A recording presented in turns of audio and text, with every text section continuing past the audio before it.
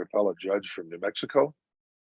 And I am also the co-chair of the Scientific Evidence Committee of the Science and Technology section of the American Bar Association's, Science and Technology section. We are hosting a series of webinars having to do with video evidence. We are playing host this year, or for the past year, to Dr. Sandra Rostovska of the University of Colorado Boulder, who is a media sciences professor and has been a documentary filmmaker, both for evidentiary purposes and worked with various conflict zones from the Balkans and across Europe, and was very much interested in the impact of video as evidence. She has obtained grants from the Andrew Mellon Foundation and the American Council of Learned Societies, who have given her grants. She needed to find a place to host her, and the American Bar Association Science and Technology section has been doing that. This series is looking at video, all sorts of aspects of it. The idea of what you see in a video being real, a reflection of real, an angle of real, a view of real, or capable of having all of the making you an eyewitness to nothing more than the camera angle as you would have seen something from your own eye, but maybe not the next angle. All of these things play into the use of video as evidence. And today we have Jeff Kukuka, who's also going to be talking to us and about the possibilities of deep fakes. And it's beginning to pop up in evidence, both for and against a proposition in court, and how that's perceived and used is going to be of paramount importance the more we use video in court. So I'll turn it over to Sandra right now. Thank you, Judge Kennedy. Just briefly, we had a session on deepfakes last week. Yes, this week I know the one I missed. The coordination. This one will be putting the brain on trial and on forensic decision making. But briefly, this has been a fantastic series, bringing together people from across the humanities, social sciences, law, legal practice, and even human rights to discuss issues that are pertinent to thinking about how video is being used in legal decision making. What are the challenges, what are the benefits, and what are really the cognitive processes involved. So today it is my great pleasure to introduce Dr. Jeff Kukuka, who is an associate professor of psychology at Towson University. He studies the psychological causes and consequences of wrongful convictions in the criminal legal system, with a particular focus on forensic science, errors, cognitive biases, and police interrogations, among other issues. Frequently cited in the media, his work has been published in the Journal of Forensic Science, Psychology, Public Policy and Law, Applied Cognitive Psychology, Legal and Criminal Psychology, and many others. Dr. Kukuka is the recipient of the Rising Star Award from this Association of Psychological Sciences in 2021, and the Award for Early Career Excellence from the American Psychology Law Society in 2020. It's a great pleasure to have Dr. Kukuka joining our webinar series this fall on video and legal decision making. And before I turn it over to him, I just would like to say that we're going to take questions at the end of Dr. Kukuka's presentation, but feel free to type in questions in the chat. I'll be monitoring the chat and making sure I ask all of those questions at the end, or you can just use the raise function and ask your question at the very end. To preserve bandwidth, we are keeping everybody muted and cameras turned off, but you're welcome to turn on your camera in the Q&A when you ask a question.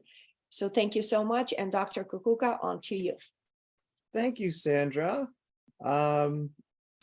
Thanks to everybody for being here and for making time on a Friday afternoon. As Sandra mentioned, I am going to be talking about cognitive bias today and how cognitive bias can affect forensic decision making of all kinds, and including how that would potentially apply to interpretations of video evidence. I am a psychologist by training, so I am not an expert in forensics per se. I'm an expert in humans, but forensic experts are human, and that's where my expertise tends to come in handy. So to give you a brief outline of the three major topics we'll cover today, first we have to establish what cognitive bias is, and just as importantly, talk about what cognitive bias isn't. Secondly, we'll talk about the major causes of cognitive bias. We'll focus on one cause in particular that tends to be especially pervasive and especially problematic.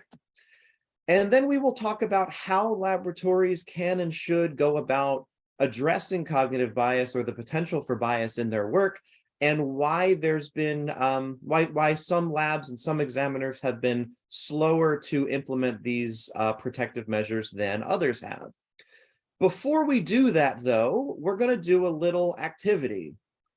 If you look at your screen, on the next slide, I'm going to ask you to read a sentence. And in that sentence, I would like you to count the number of times that the letter F appears in that sentence. All right? Everybody ready? I'm only going to show it to you for about 5 or 10 seconds. So here is the sentence. You're counting the letter F.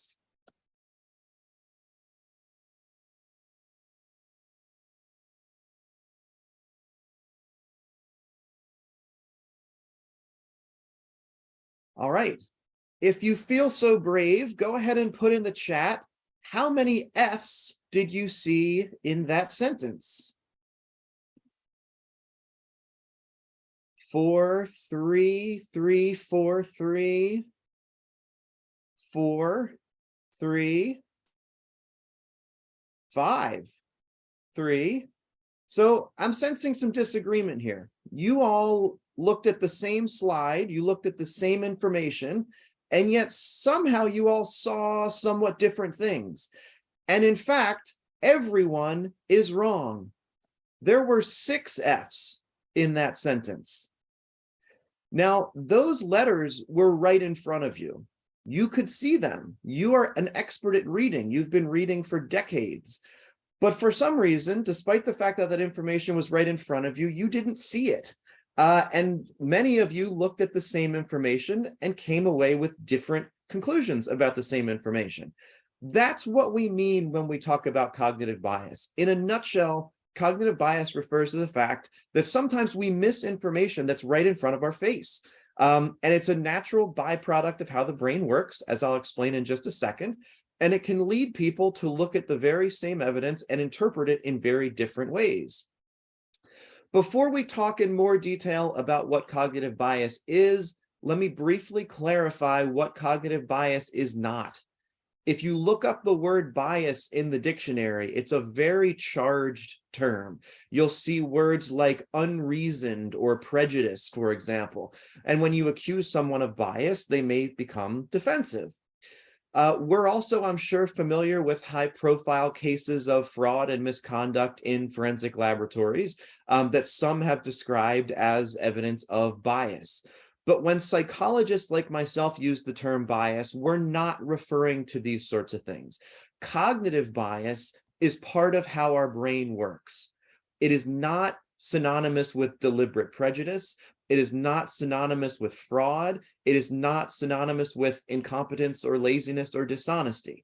It is a perfectly natural process that, as I'll explain in a second, generally is actually very helpful in terms of helping us navigate our environment and process information very quickly. But in situations like forensic investigations, where finding the truth is the goal, it can become problematic. So when psychologists talk about bias, here's what we mean. If I show you the same piece of information, like this image, you all look at this image, but you look at it through different eyes. You each have your own biases, your own experiences, your own beliefs, your own motivations, etc. And through those different mindsets, you may come to interpret this image in different ways. For example, when I put that image up on the screen, some of you probably immediately saw a man playing the saxophone. Others probably immediately saw a woman's face. Now, In this case, neither of you is wrong, right? This image could feasibly be interpreted in either way. That's kind of the point. And as I mentioned a minute ago, cognitive bias tends to be an adaptive feature. It's an evolved feature of how the brain works. But in forensic investigations, where the goal is to get the truth, if you have two forensic experts who look at the same piece of evidence and come away with different interpretations of it, one of them, by definition, has to be incorrect. And that's the issue that we are trying to address here, is how do we curb that subjectivity in judgment and ensure that these judgments are as objective and therefore as accurate as they possibly can be. Here are a few examples of how cognitive bias affects us all the time and often benefits us without us even realizing that it's happening. For example, in one study, they had people stand at the base of a hill, and some of those people were wearing a heavy backpack and others were not. As it turns out, when those people looked at the same hill, the people who were wearing the backpack actually perceived it as more steep, which would presumably discourage them from trying to climb it, which is an adaptive thing. Similarly, in another study, participants looked at the same bottle of water, and as it turns out, people who were thirstier actually perceived the bottle as being less far away, which serves to motivate them to reach for it and satisfy their thirst. If anyone in here has ever been told that they resemble a family member, you may have experienced cognitive bias firsthand. As it turns out, when you show people pairs of faces, if you tell them that those two people are related, they will actually perceive those people as looking more similar to each other than than if you believe they're unrelated, regardless of their actual relatedness. So again, what we have, the common thread through all of these simple examples is same information, different mindset, different interpretation. This is, and I cannot stress this enough, part of how our brain works. It's not a character flaw. It's not a motivational or intellectual failure. It's kind of like sneezing. It's something that everybody does because our brain makes us do it. And there's a good reason that our brain makes us do it. And it's not the sort of thing that we can just choose not to do. We don't have complete control over it. And usually it's not a problem and it's usually beneficial, but if we do it too much or if we do it at the wrong time, that's when it becomes a problem, namely in forensic labs. Now, the good news is, even though we can't control it completely, there are things we can do to lessen the likelihood of it happening or to decrease the severity of it when it does happen. The equivalent of, for example, taking your allergy medicine. So what I do really is I make sure that forensic experts are taking their allergy medicine, that they're doing everything they possibly can do to minimize the risk of bias, to make bias less likely to occur, less severe when it does occur, so that it doesn't interfere with the accuracy of the reliability of their judgment. Now that we understand what bias is, let me talk a little bit about where bias comes from, particularly in forensic settings. Over the past few years, we've developed this taxonomy of different sources of bias that are known to affect forensic decision-making. I'm not going to have time to get into all of these today, and frankly, some of them are less relevant to video evidence and more relevant to, say, pattern matching or other forensic disciplines. But one source of cognitive bias that's particularly pervasive and particularly problematic is exposure to extraneous contextual information. The bulk of the existing research on cognitive bias has shown that extraneous factors, information that's irrelevant to the forensic judgment, can influence that judgment in undesirable ways and thereby increase the risk that a forensic expert will make a mistake. Now, before I show you some forensic examples of this, let me just give you a simple example from a basic psychological study. In psychology, this phenomenon is sometimes referred to as a context effect, where the same information presented in a different context elicits a different judgment or a different interpretation.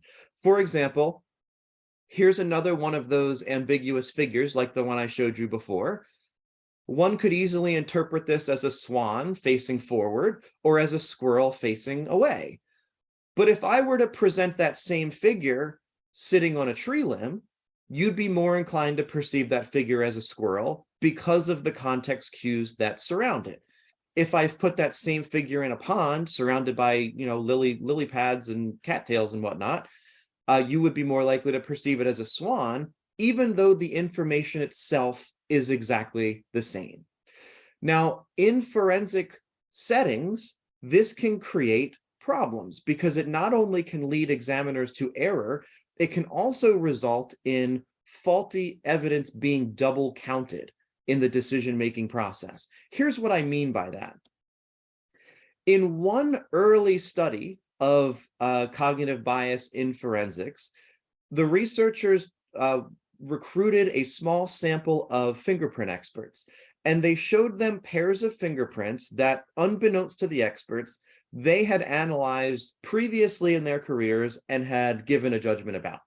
So now, without their knowledge, they're being asked to reevaluate these same prints again, with the goal being to see if their judgments remain consistent over time. Will they produce the same opinion now that they did 5-10 years ago about these same prints?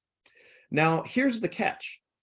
When these experts were represented with these same prints for a second time, the prints weren't in a context-free situation. Instead, they were accompanied by contextual information that either suggested that the prints did belong to the same person or that the prints did not belong to the same person. For example, some people were told, hey, here's 2 fingerprints. We've got a latent from the crime scene. We've got an exemplar from the suspect. And by the way, the suspect has already confessed to this crime, which implies that the prints should match. On the other hand, others were told, well, the suspect was already in police custody when the crime happened, so they couldn't have possibly committed this crime. That creates an expectation that these prints should not match each other because the suspect could not have been at the crime scene. Now, even though the prints themselves were exactly the same as they were the first time, when those prints were re-evaluated with either of these pieces of contextual information, fingerprint experts changed 17%, 1/6 of their own previous judgments of the same evidence. Now, this is a testament to the subjectivity of many forensic analyses, and it's a testament to the biasing power of extraneous information, right? If you are a fingerprint expert, you have no reason to know about the suspect's alibi or confession.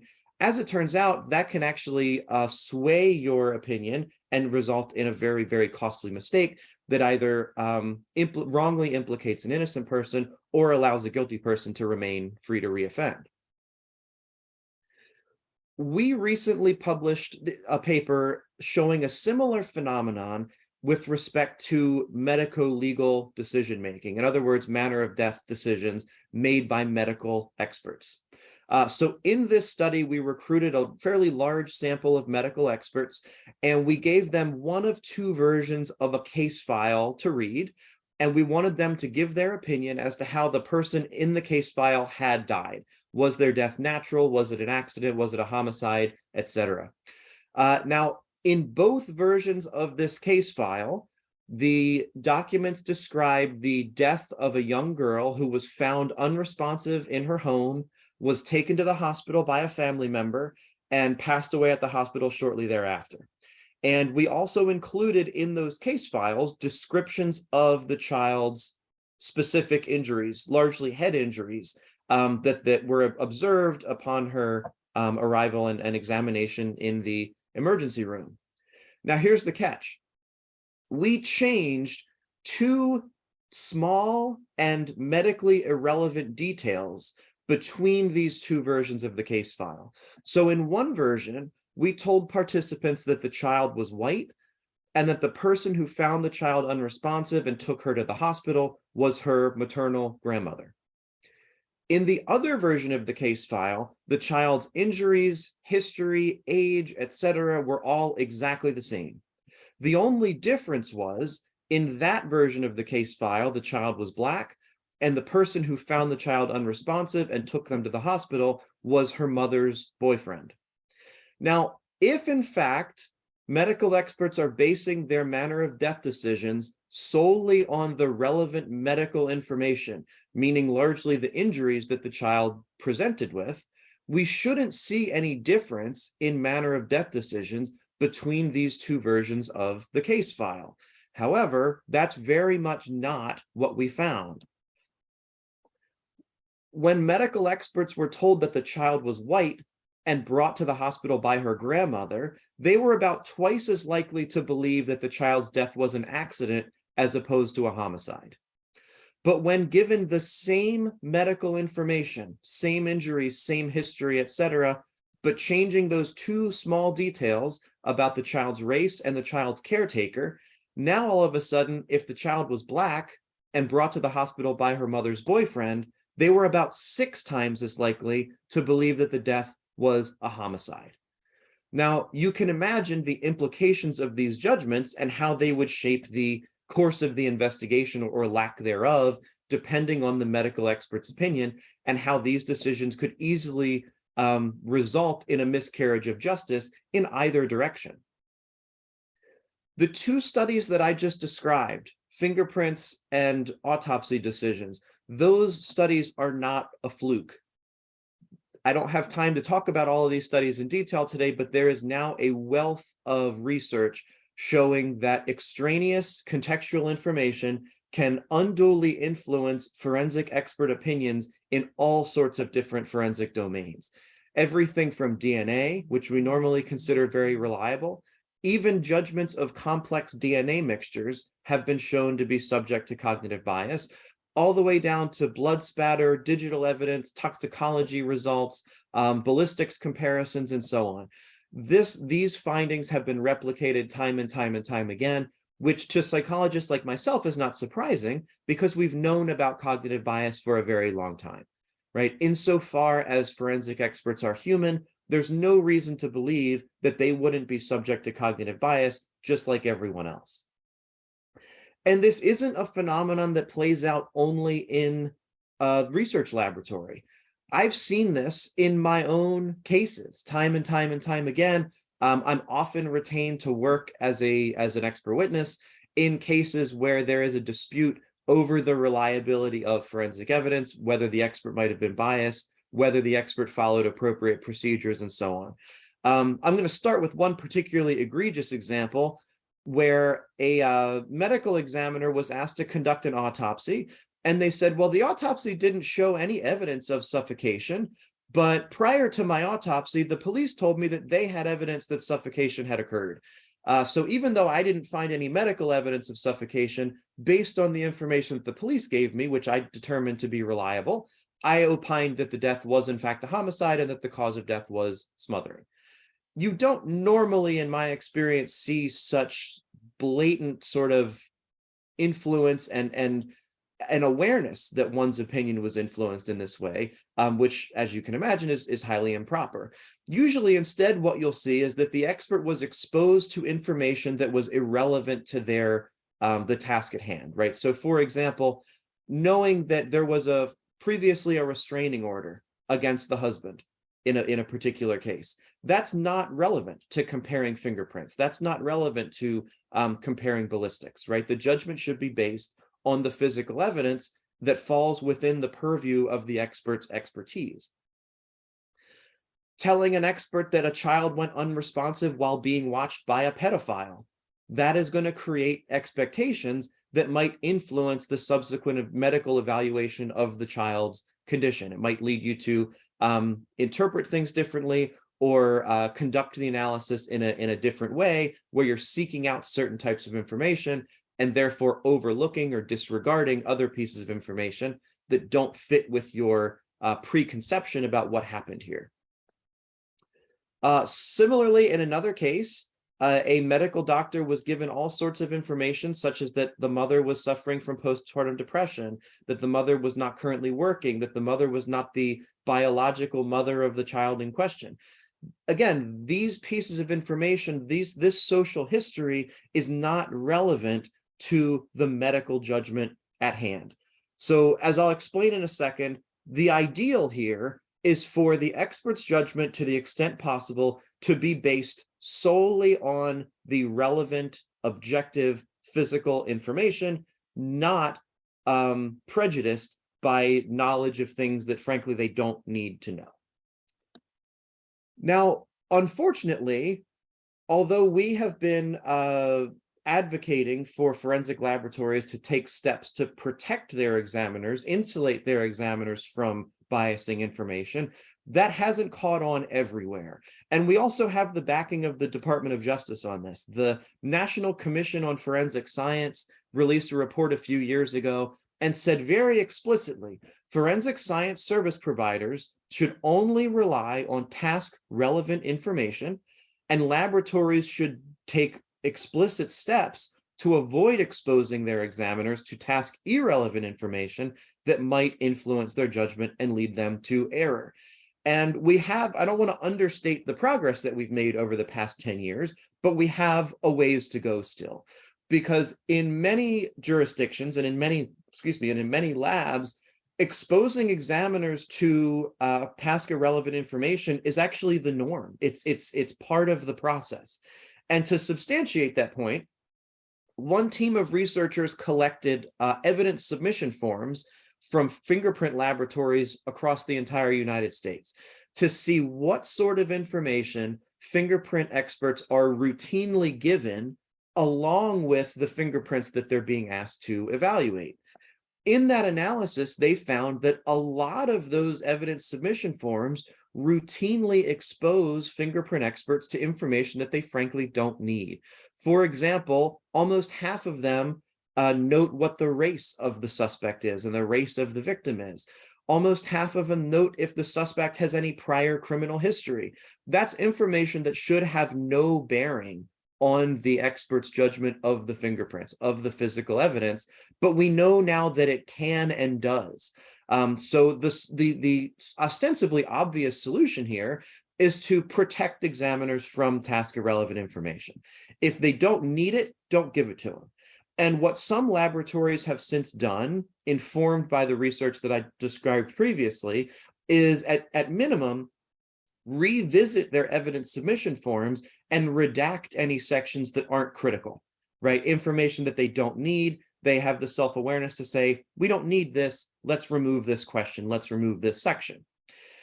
But task-irrelevant information need not always come from outside of the laboratory. It can also come from inside the laboratory.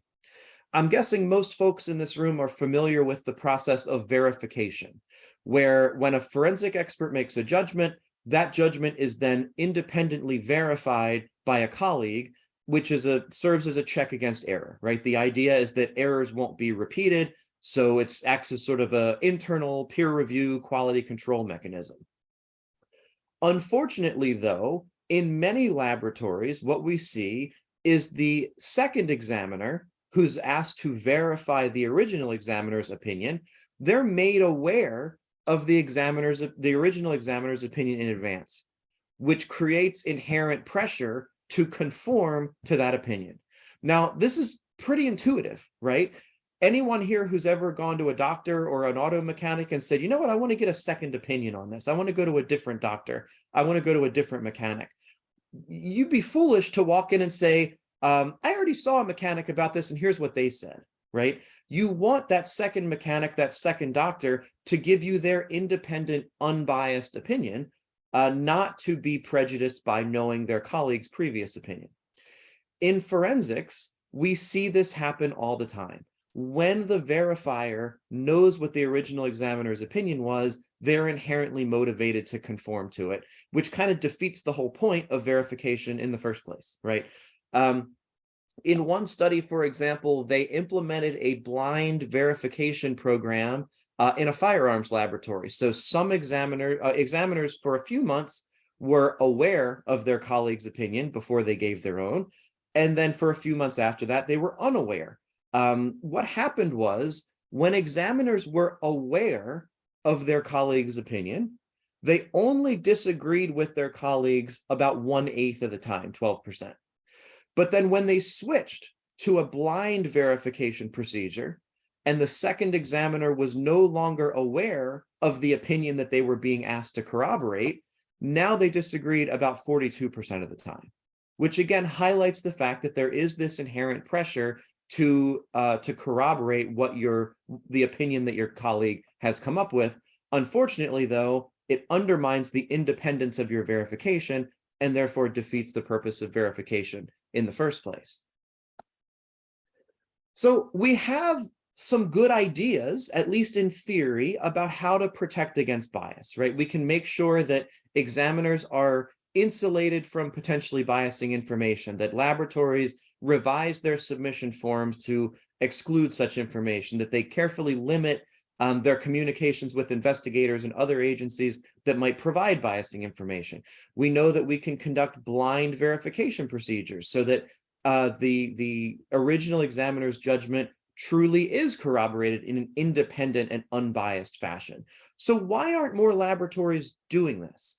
That's a question that we sought to address in a 2017 survey to get a sense of what forensic experts believe about cognitive bias, what do they understand about cognitive bias, and therefore what might be some of the roadblocks that are preventing them from taking steps to prevent it.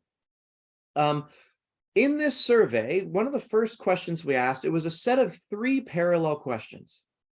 So first we asked the experts in this survey, do you think that cognitive bias, which we had previously defined for them, do you think that cognitive bias is a cause for concern in the forensic sciences in general? So in all the disciplines sort of combined.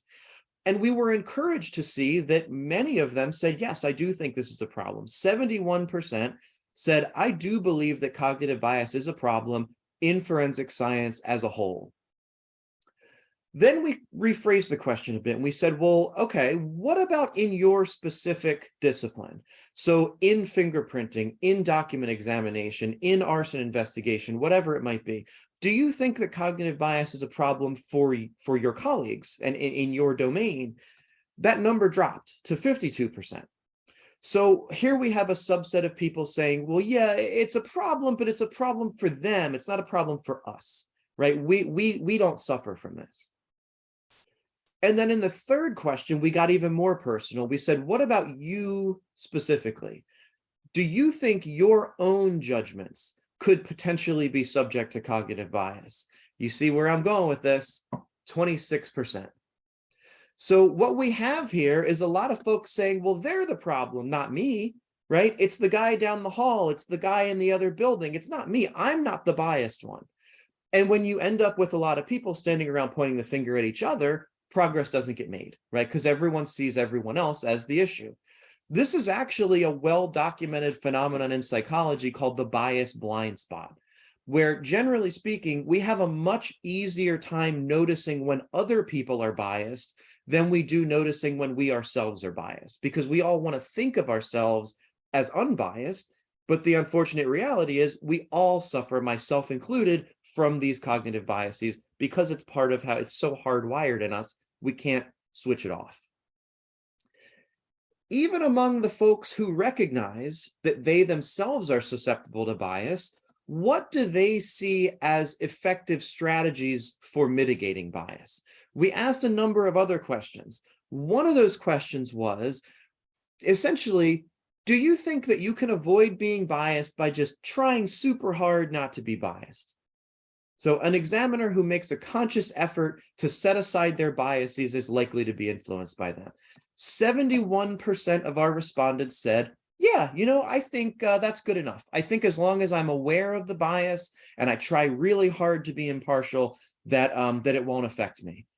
Again, unfortunately, we know from other research, it's not that simple, right? If it was that simple, I'd need to find a new line of work because it would be a very easy problem to solve.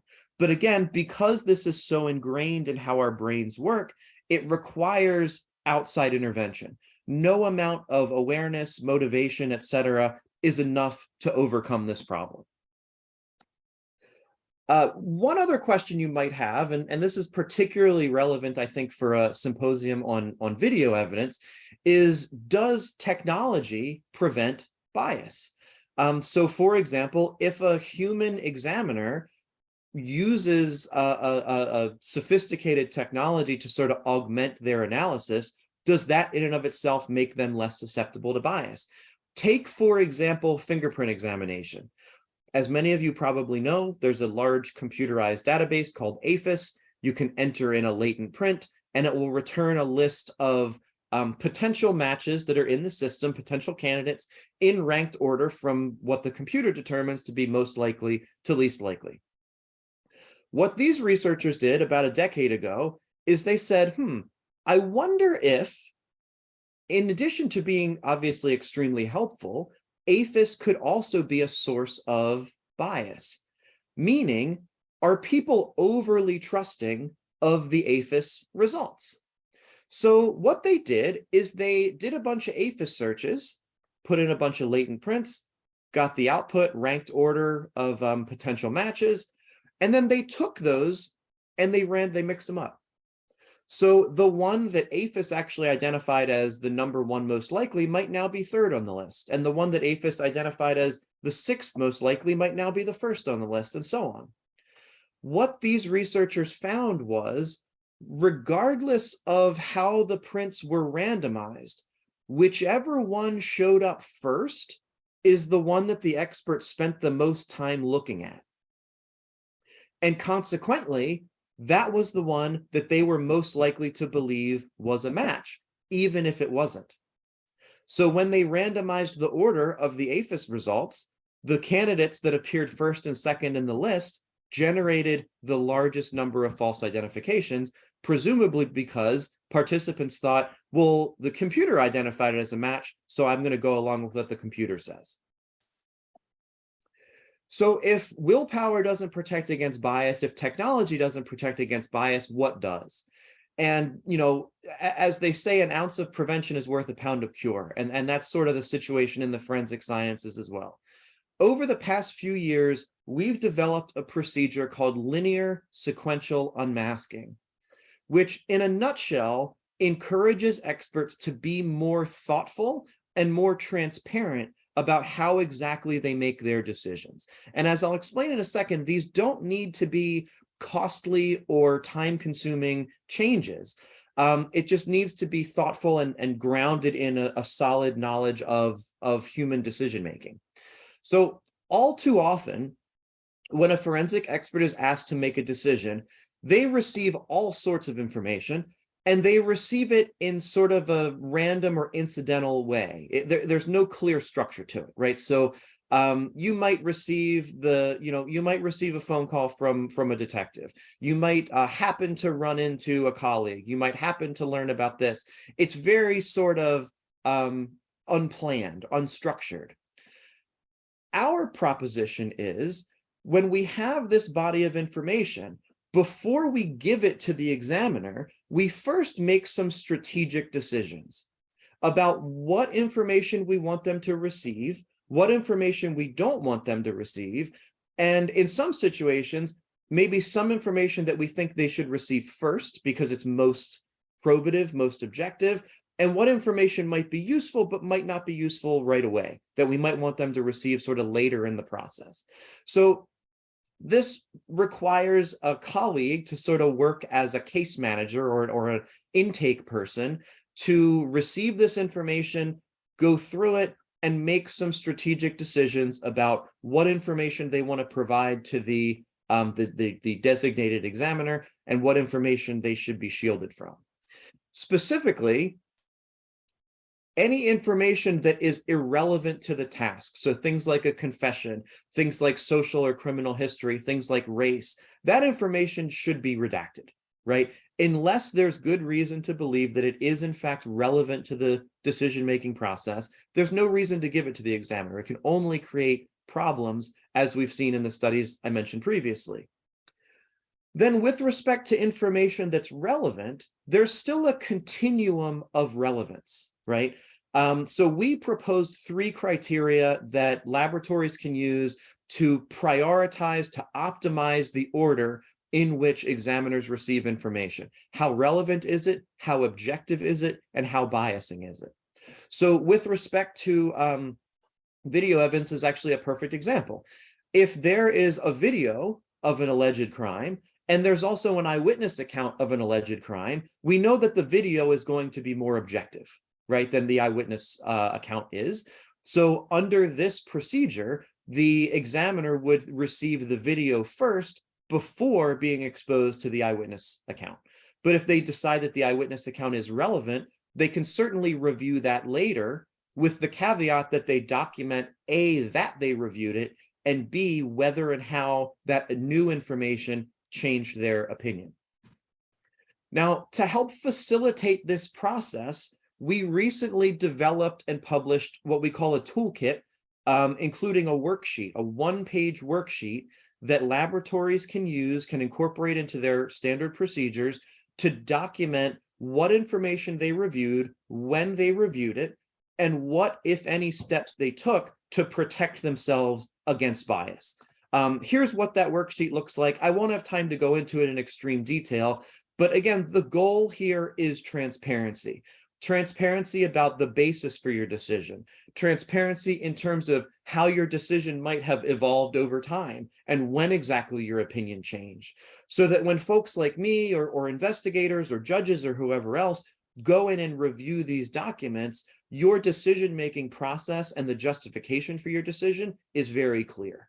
In other words, jumping back to the medical examiner example, if the only reason that you judged this death a homicide is because the child was Black, at least say that, right? At least document that so that we can evaluate the reliability of that decision. I gather I'm running out of time. In fact, I think I've already gone. Oh, yeah, I've gone a little long. Sorry, Sandra. I promised you that would happen. To quickly summarize, cognitive bias is not a flaw. It is a feature of how our brains work, not unlike a reflex, and it affects everyone, even highly trained, competent, and hardworking experts. The easiest thing to do to avoid it is to protect examiners from information that they don't need. Again, strive for the ideal of ensuring that their expertise is used to the best of its ability, that they're making judgments about the information that they have expertise to evaluate, and being transparent about the bases for their decisions. Be strategic about what information you consider and document your opinion and how, if at all, it might change over time.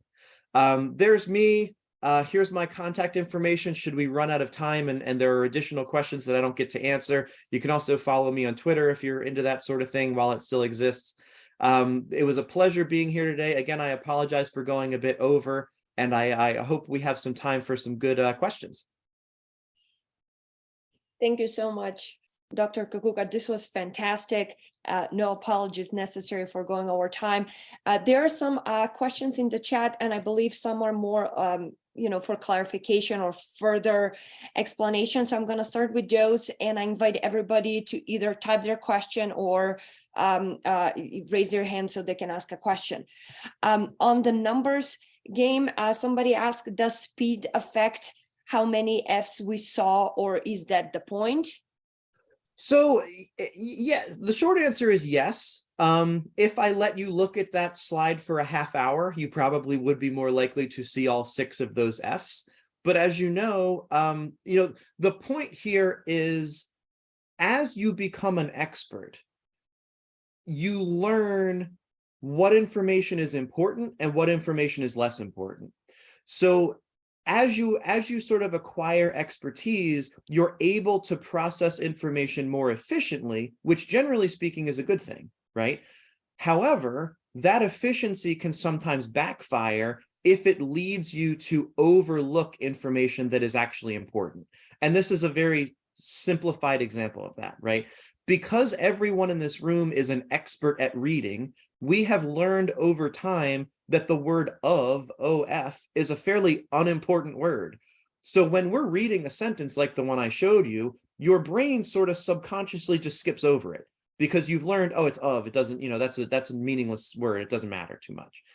If I gave this same test to a 7-year-old who was just learning how to read, they'd actually do better than us because they haven't developed that expertise yet that would backfire. I'll quickly go through this because I think we have 2 or 3 people raising their hand. Somebody asked, what if one sees both the saxophone player and the woman's face? Does that change the explanation? That's not uncommon. Oftentimes what'll happen with an example like that is your brain sort of switches back and forth between the two explanations. But again, in the real world, when we're talking about fingerprints, handwriting, ballistics, etc., it's ground truth is important, right? It doesn't matter whether you see my silly little figure as a saxophone or a woman's face, but it does matter whether you see these fingerprints as a match or not. Those decisions have real consequences. Now, another question, is the suggestion to redact irrelevant information from evidence submission forms completely or only in the version presented to the forensic examiner? A good question. So there are some published firsthand accounts of laboratories that have done just that. And they've decided to share their experience with other laboratories to sort of highlight how easy and how beneficial it actually was to do. In those laboratories, it was just in the version presented to the examiner. So there's still someone in the lab still has unfettered access to all of the contextual information. That person, though, is not the person who's carrying out the critical forensic examination. So in other words, there's a person who sort of acts as a filter or an intermediary between the agency that requested the analysis and the examiner who's performing the analysis to make sure that there isn't any inappropriate influence or information sharing between those two parties. And this is more of a comment you make, provide explanation if you'd like. Somebody said, I've noticed completely anecdotally that the more assertive forensic professionals in my department are less likely to be disagreed with. That's definitely true. Yes. Yeah, it totally bleeds over into consensus conferences, etc. So yeah, so like Dan mentioned, and there is a little bit of data on this, but not much. As you might imagine, people who are more respected, people who are more senior, they exert even more social influence on their colleagues, right? Imagine being a brand new fingerprint examiner and your boss comes to you and says, hey, your supervisor decided that these prints match and they want to make sure that you agree with them. Of course, you're going to agree with your supervisor, right? There's going to be even more inherent pressure there because it's someone in a position of authority and in a position of respect. Right. Now, would this presentation be different for us if you said mind and not brain? Ooh, that's a complicated one. The short answer, I think, is not really. Brain usually refers more to the physical apparatus, whereas mind is sort of the more intangible stuff that our brain does. I colloquially, I'll use them interchangeably, so I wouldn't hang up on that too much. Good. Where does someone's emotional response to a situation, such as a crime scene, fit into cognitive bias? Very good question. So in all of the examples that I presented to you, the extraneous information implied a certain outcome, right? Knowing about a confession implies guilt. Knowing about a alibi implies innocence. But extraneous information can still influence decision-making, even if it doesn't imply a certain outcome, even if it doesn't create a specific expectation. For example, in one study, they gave people the same fingerprints to compare, paired with a photo from the crime scene. One of those photos was neutral, non-emotional. The other photo was very graphic, kind of gruesome, dead, mangled body photo. Even though the evidence itself was the same, people who saw the emotionally arousing, the gruesome photo were actually more likely to believe that the fingerprints belonged to the same person. Even though there's nothing about the photo that suggested guilt of this particular person, but it did sort of, heighten their emotional state. So it's an important point that, extraneous information is anything that is irrelevant, not just things that are potentially expectancy laden. It can be just ostensibly neutral information that isn't necessary. And we have now 3 questions with people who raised their hand. We'll go with David Davis first, then Yael, then Nina.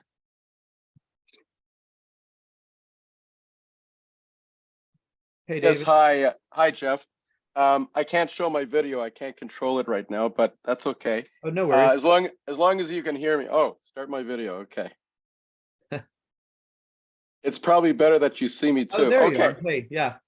Hi, nice to meet you. Same. I'm just wondering if you're invited by various police departments across the US to talk about what you're saying, because obviously there's been a lot of movies made about these things, but I'm sure it happens on many investigations where they are looking at, the race of a person or their poor, depending on where their status in life is, and that it affects their decision making when it comes to fingerprints and things like that. So I was wondering if you could share your opinion on that. Absolutely. So I never turn down an opportunity to speak if I can help it. As you might imagine, most of the folks who invite me to speak are defense attorneys or organizations, but I've occasionally been invited to speak to prosecutors' offices. And I particularly enjoy speaking with forensic labs or forensic, science organizations, so I can actually talk to the examiners themselves. With respect to law enforcement, I have spoken with a few law enforcement agencies, but in my experience, they've been few and far between. And to your point, I do think it's very important to get the word out to law enforcement agencies, because I won't name any names, but I met recently with the head of a forensic lab in a really large US city. And to my delight, she was very progressive. She understood, we have to protect our examiners against bias. We want to make sure that we're giving the best possible information to inform these investigations. But the problem we keep running into is, even though we don't want certain information, the detectives insist on giving it to us, right?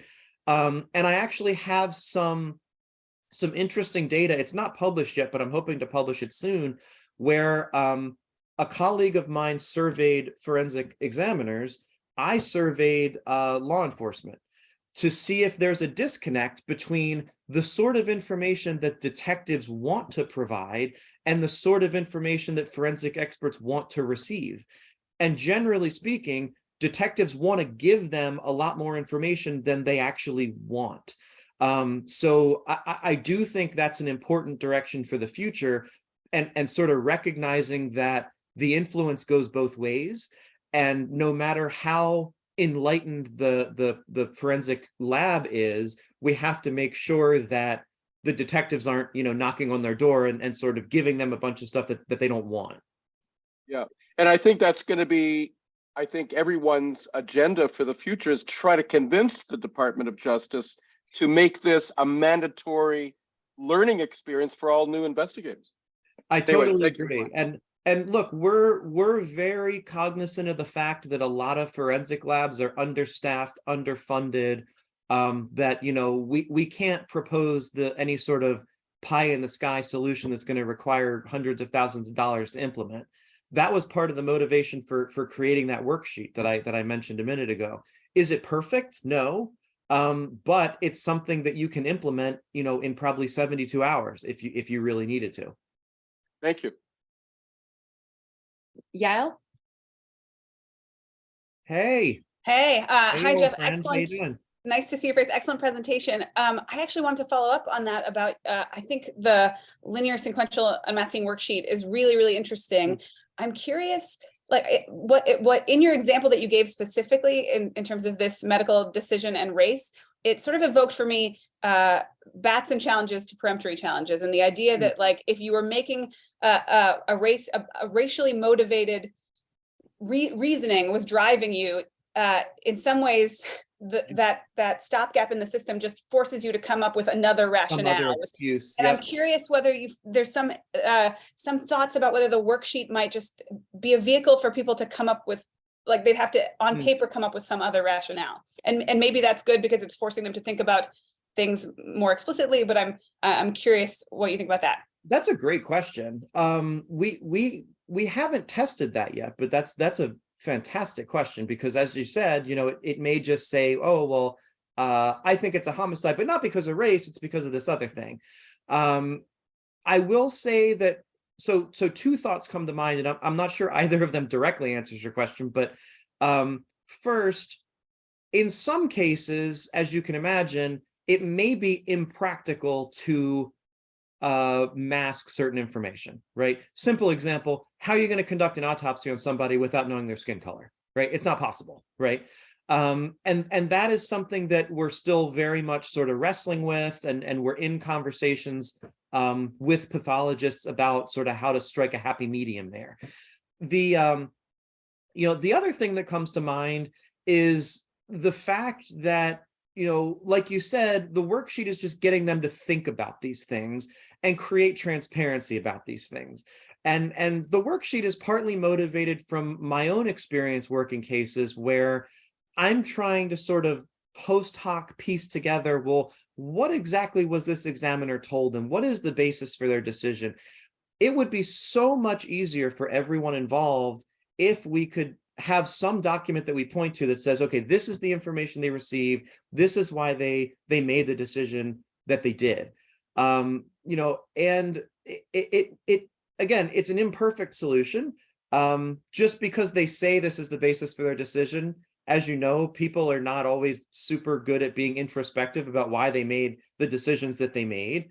But we hope it's at least a sizable step in the right direction in terms of increasing transparency. And I will tell you that a couple months ago, I gave a talk up in Canada to essentially all of the forensic examiners in the province of Ontario. And this worksheet was exceptionally well received. I was actually stunned at how enthusiastic they were about it. Because I think they're starting to understand that this is a way of also protecting themselves. And again, I know I'm preaching to the choir on this, but we've seen that in other domains as well. When we propose a reform, the question is, well, how does this help us, right? And I think we're starting to turn that corner. And what we're hoping is we can get more laboratories to not only implement LSU and implement the worksheet, but then write about their experience so that other labs can say, oh, my colleague did this, oh, I trust them, right? Rather than me as an outsider coming in and telling you how to do your job.